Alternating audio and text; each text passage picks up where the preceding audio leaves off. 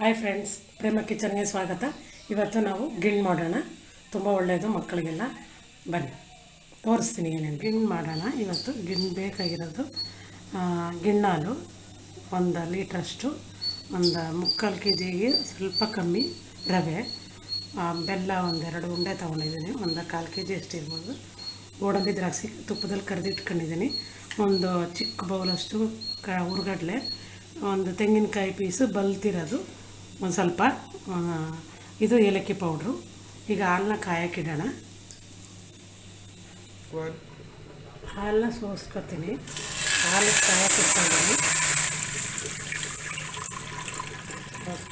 ಗಿಣ್ಣಾಲು ತುಂಬ ಚೆನ್ನಾಗಿರುತ್ತೆ, ಮಕ್ಕಳಿಗೆ ಹೆಲ್ತಿ.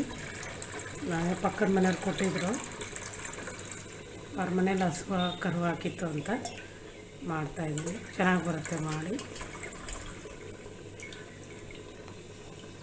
ಕಾಯಿಲೆ ಅದು. ಇವಾಗ ಬೆಲ್ಲ ಹಾಕೊಳ್ಳೋಣ, ಅದು ಕರಗಿಸ್ಕೊಳ್ಳೋಣ. ಕಾಯಿಲೆ ಚೆನ್ನಾಗಿ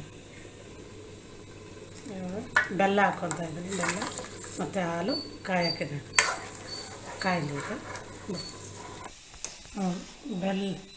ಹಾಲು ಮತ್ತು ಬೆಲ್ಲ ಇವಾಗ ಕಾಯ್ತಾ ಕುದೀತಾ ಇದೆ.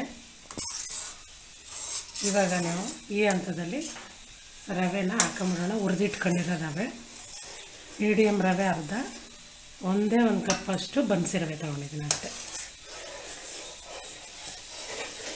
ರವೆ ಸೇರಿಸ್ಕೊಳ್ಳೋಣ.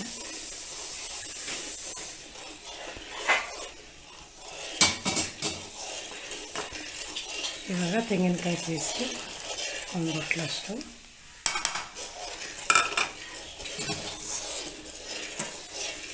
ಹುರ್ಗಡ್ಲೆ,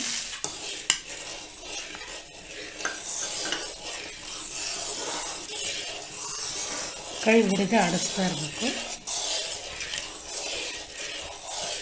ಗೋಡಂಬಿ ದ್ರಾಕ್ಷಿ,